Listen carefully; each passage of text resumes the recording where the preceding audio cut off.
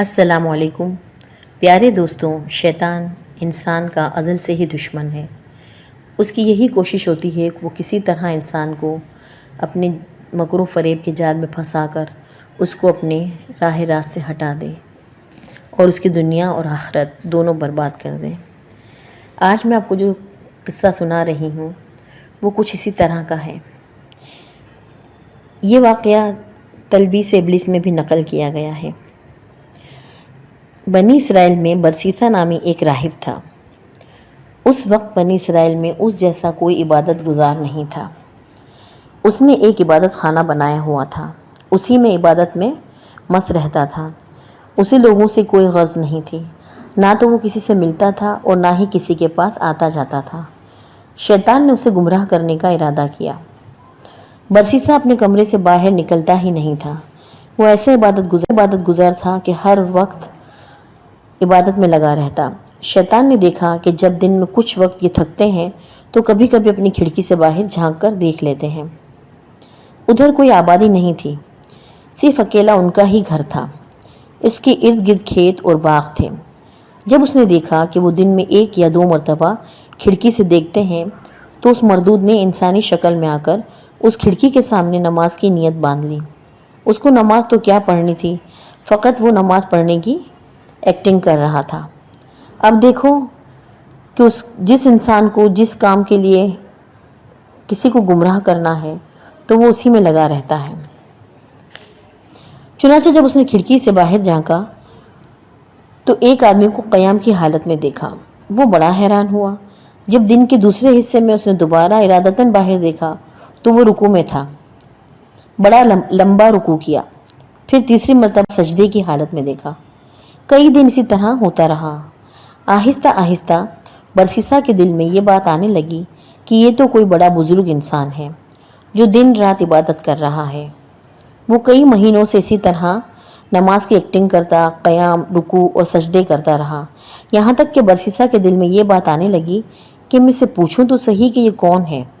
جب برسیسا کے دل میں یہ بات آنے لگی تو شیطان نے کھڑکی کے قریب مصلی بچھانا شروع کر دیا۔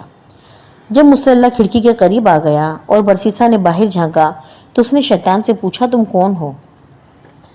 وہ کہنے لگا، آپ کو مجھ سے کیا غرض ہے؟ میں اپنے کام میں لگا ہوا ہوں، مجھے تنگ نہ کریں۔ وہ سوچنے لگا کہ عجیب بات ہے کہ کسی کی کوئی بات سننا ہی گوارا نہیں کرتا۔ دوسرے دن برسیسا نے پوچھا کہ آپ اپنا تعارف تو کروائیں۔ وہ کہنے لگا، مجھے اپنا کام کرنے دو۔ اللہ کی شان کہ ایک دن بارش ہونے لگی۔ وہ بارش میں بھی نماز کی شکل بنا کر کھڑا ہو گیا۔ برسیسا کے دل میں بات آئی کہ جب یہ اتنا عبادت گزار ہے کہ اس نے بارش کی بھی کوئی پرواہ نہیں کی، کیوں نہ میں ہی اچھے اخلاق کا مظاہرہ کروں اور اس سے کہوں کہ میاں اندر آ جاؤ۔ چنانچہ اس نے شیطان کو پیشکش کی کہ باہر بارش ہو رہی ہے، تم اندر آ جاؤ۔ وہ جواب میں کہنے لگا، ٹھیک ہے، مومن کو مومن کی دعوت قبول کر لینی چاہیے، لہٰذا میں آپ کی دعوت قبول کر لیتا ہوں۔ وہ تو چاہتا ہی یہی تھا۔ چنانچہ اس نے کمرے میں آ کر نماز کی نیت باندھ لی۔ وہ کئی دنوں تک اسی طرح کمرے میں عبادت کی شکل میں بنا رہا۔ وہ دراصل عبادت نہیں کر رہا تھا بلکہ نماز پڑھنے کی ایکٹنگ کر رہا تھا، لیکن دوسرا یہی سمجھ رہا تھا کہ وہ نماز پڑھ رہا ہے۔ اس کو نماز سے کیا غرض تھی، وہ تو اپنے مشن پر تھا۔ جب کئی مہینے گزر گئے تو برسیسا نے اسے واقعی بہت بڑا بزرگ سمجھنا شروع کر دیا اور اس کے دل میں اس کی عقیدت پیدا ہونا شروع ہو گئی۔ اتنے عرصے کے بعد شیطان برسیسا سے ہو چکا ہے، لہٰذا اب میں یہاں سے جانا چاہتا ہوں، میرا مقام کہیں اور ہے۔ روانہ ہوتے وقت تو ویسے ہی انسان کا دل نرم ہوتا ہے، لہٰذا وہ برسیسا سے کہنے لگا، اچھا میں آپ کو جاتے جاتے ایک تحفہ پیش کرتا ہوں جو مجھے اپنے بڑوں سے ملا ہے۔ وہ تحفہ یہ ہے کہ اگر تمہارے پاس کوئی بیمار آئے تو اس پر یہ پڑھ کر دم کر دیا کرو، وہ ٹھیک ہو جایا کرے گا۔ تم بھی کیا یاد کرو گے کہ کوئی آیا تھا اور مجھے اتنا اچھا تحفہ دے گیا۔ برسیسا نے کہا، مجھے اس کی ضرورت نہیں۔ وہ کہنے لگا، ہمیں یہ نعمت طویل مدت کی محنت کے بعد ملی ہے، میں وہ نعمت تمہیں تحفے میں دے رہا ہوں اور تم انکار کر رہے ہو۔ یہ سن کر برسیسا کہنے لگا، اچھا جی، مجھے بھی سکھا ہی دیں۔ چنانچہ شیطان نے اسے ایک دم سکھایا اور یہ کہتے ہوئے رخصت ہو گیا کہ اچھا پھر کبھی ملیں گے۔ وہ وہاں سے سیدھا بادشاہ کے گھر گیا۔ بادشاہ کے 3 بیٹے اور 1 بیٹی تھی۔ شیطان نے جا کر اس کی بیٹی پر اثر ڈالا اور وہ بالکل پاگل جیسی ہو گئی۔ وہ ایک خوبصورت اور پڑھی لکھی لڑکی تھی، لیکن شیطان کے اثر سے اسے دورے پڑنا شروع ہو گئے۔ بادشاہ نے اس کے علاج کے لیے حکیم اور ڈاکٹر بلوائے۔ کئی دنوں تک اس کا علاج کرتے رہے، لیکن کوئی فائدہ نہ ہوا۔ جب کئی دنوں کے علاج کے بعد بھی کچھ افاقہ نہ ہوا تو شیطان نے بادشاہ کے دل میں یہ بات ڈالی کہ بڑے حکیموں اور ڈاکٹروں سے علاج تو کروا لیا ہے، اب کسی دم والے سے ہی دم کروا کر دیکھ لو۔ یہ خیال آتے ہی اس نے سوچا کہ ہاں، کسی دم والے کو تلاش کرنا چاہیے۔ چنانچہ اس نے اپنے سرکاری نمائندے بھیجے تاکہ وہ پتہ کر کے آئیں کہ اس وقت سب سے زیادہ نیک بندہ کون ہے۔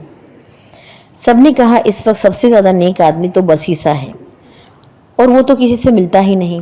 بادشاہ نے کہا اگر وہ کسی سے نہیں ملتا تو ان کے پاس جا کر میری طرف سے درخواست کرو کہ ہم آپ کے پاس آ جاتے ہیں۔ کچھ آدمی برسیسا کے پاس گئے۔ اس نے انہیں دیکھ کر کہا کہ آپ کیوں مجھے تنگ کرنے آئے ہیں؟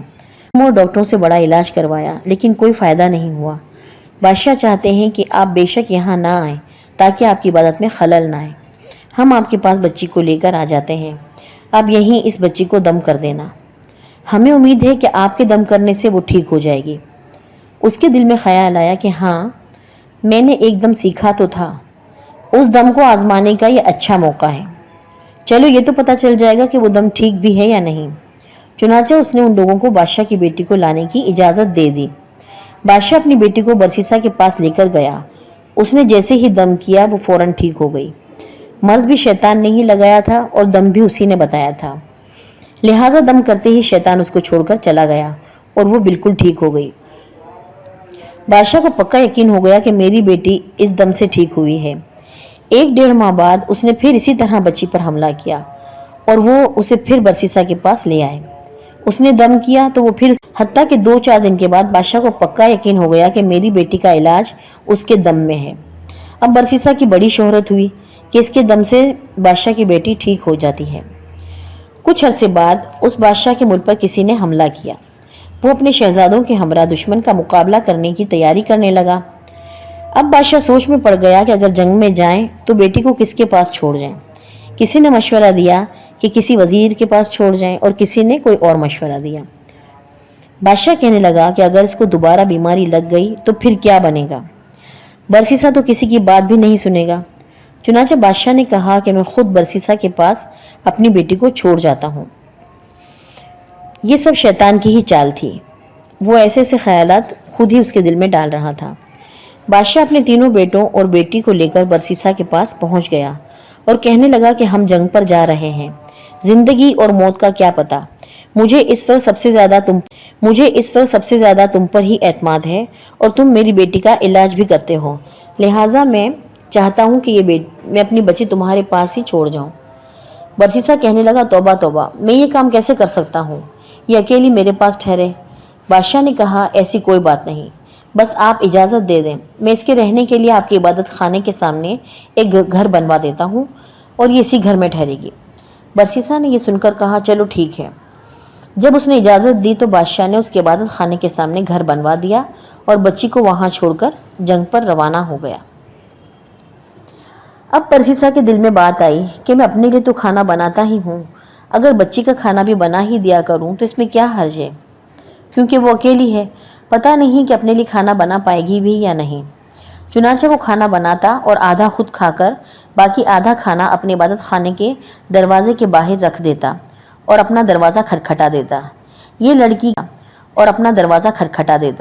یہ لڑکی کے لیے اشارہ ہوتا تھا کہ اپنا کھانا اٹھا لو۔ اس طرح وہ لڑکی کھانا اٹھا کر لے جاتی اور کھا لیتی۔